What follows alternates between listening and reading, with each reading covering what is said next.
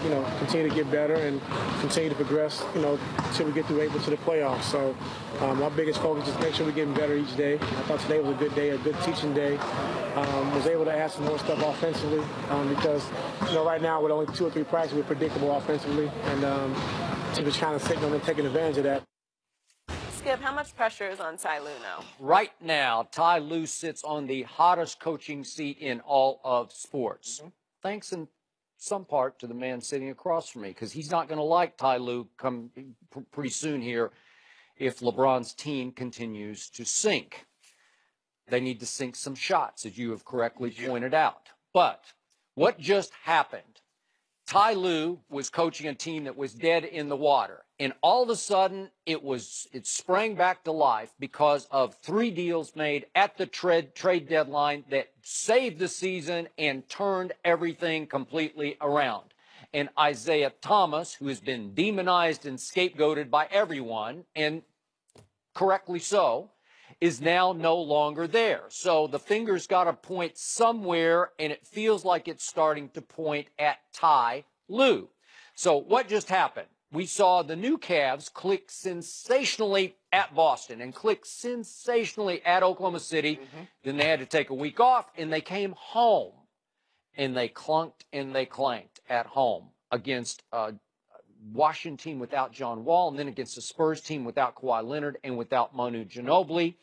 And just for the record, they were up 12 on the Wall-less Wizards. That was with 5:19 left in the second quarter. And from that point forward, they lost the rest of that game 77-58. That's in the King's Palace. And then Sunday, they lost the fourth quarter in the King's Palace 34-20. 34-20? And again, I don't read my responses on Twitter, but I always like to look at what's trending. And after the game, Jeff Green was trending. And I thought, what's that about? Clicked on Jeff Green just to see what the reaction was. And the fingers were being pointed, and the calls for firing were aimed at Ty Lue for playing Jeff Green much of the fourth quarter and keeping Jeff Green, because they had no other choice, on LaMarcus Aldridge, who torched him and then for a while torched LeBron, because neither is big enough to play LaMarcus Aldridge when he is on with that turnaround jump shot. Right. So all of a sudden, everybody's after Ty Lue, and it dawned on me, Ty Lue's going to be in trouble unless when Kevin Love does come back. He's been a classic scapegoat, too, within that franchise in the confines of the Cavaliers.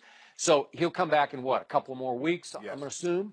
So maybe some fingers will be pointed ultimately back at Kevin Love. I pity him when he comes back. But the point is, in this case, Larry Drew's sitting on that bench. And I have a lot of respect for Larry Drew. He's an old head. He's old school. He knows how to coach. He coached Milwaukee for a year. He coached Atlanta for 3 seasons.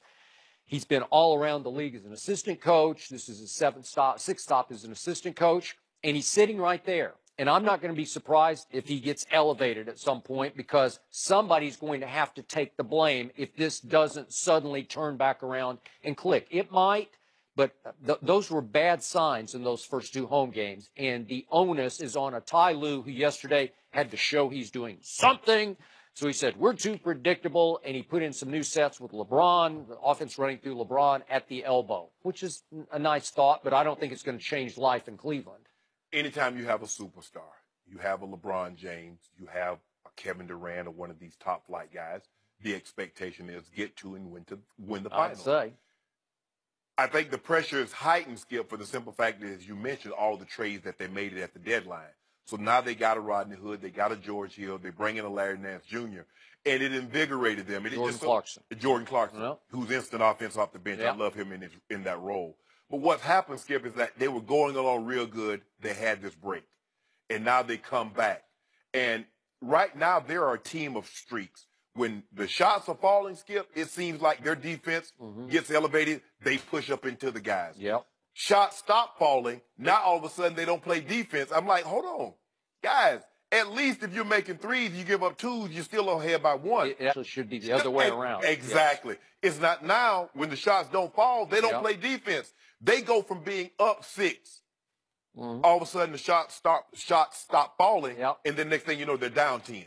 Because it's like layup, kick wide open 3. And you're like, well, what happened, guys? And it's just that quick. Skip, look, They just need guys to make shots. The two losses, Jetty Osman, 3 of 13 from the floor, 0 of 3 from 3. Mm-hmm. Yeah, 0 for 4 from 3. Yep. George Hill, 3 for 17, 0 for from 3. J.R. Smith, 7 of 20, 3 of 14.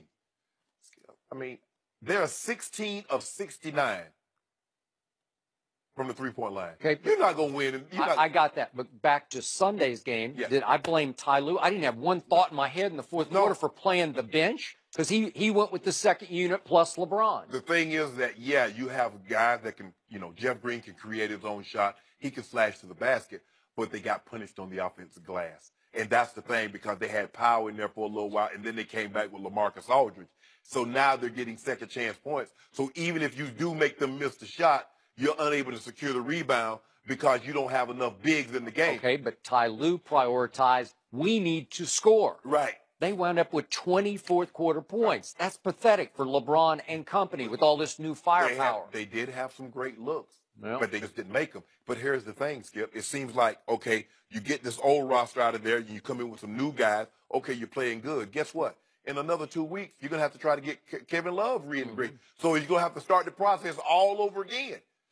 And that's what they're up against right now. It seems like they can't get a lineup that's going to stay on the floor for any length of time before someone gets hurt or somebody's coming back that's going to play major minutes. And now you got to find a way to get them back involved. Most teams would consider this a good problem to have because you have too many good players and you can't find the right combo. Right. And the onus will fall on Ty Lue. If the shots don't fall, he's going to fall. You'll blame LeBron. I mean, you're blaming Ty Lue right now, but you'll blame LeBron later. But here's the thing. Well, count me out of the equation. I'm talking about what's going to happen inside that franchise.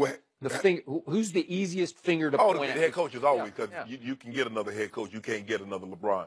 But, Skip, here's the thing, is that these guys, when you had Kyrie, you already knew Kyrie was 1-2, and then Kevin Love was going to probably be the third option. Well, now you don't have Kyrie's been long gone. You have no Kevin Love. Who's your consistent second option? So you need some of these guys to step up and give you high teams on a nightly basis, because you never know. We know when Kevin Love comes back, Kevin Love's going to be the second option. So he needs to be the second leading scorer. Right now, we don't have a second option that we can consistently, I keep saying the Cavs can consistently count on. You can say we, you always do. No, I don't like saying that. Right now, the Cavs don't have a consistent second option. So now they need hot teams from JR or George Hill or Rodney Hood. So I'm assuming when you talked to Braun last night, he's already telling you, I don't have enough help. No, he ain't saying right? that. He said, we good. He said, I don't care where we at in the playoffs. No. Because don't nobody want to see it. No. Well, that's true. In the East, nobody wants to see that. Nobody wants to see old Black Panther. Yeah. Yeah, he got that. So now he's the Black Panther. Yeah, wait come playoff time, he get on that vibranium. Really? Wait when he get on that vibranium. A lot of people have wondered if he's been on that vibranium. Well, a lot have wondered. Kawhi got on it. That's why Kawhi that's why he's going to be back in a month? I don't know about that. Yeah, that's why he's going to be back. Yeah. But you know, Braun, hey, watch what we do to the Nets tonight. He going to be out. He'll be out. She'll be out again. Miss Triple Dub? I got to watch it. Paparazzi be trying to snap pictures of Braun and Miss Triple Dub. I'll be at the Garden. Well, tonight he should have a triple dub. No, you know what, Skip? And they should win this game by 20 points. Joy, you know what's going to happen? If he gets a triple dub and he plays 28 minutes, Skip's going to say he should have got a triple dub. But why would he play 28 minutes? He should only play 18. 28? Yeah. He'll play 38 minutes. You know it and I know it. How many did he play Sunday? 40. 40. He needed to. Yeah. He's indestructible, though. 33, 12. What do you have, 33, 13, and 9? But when you're on that vibranium, you got Next up, the NFL is reportedly seeking over $2 million from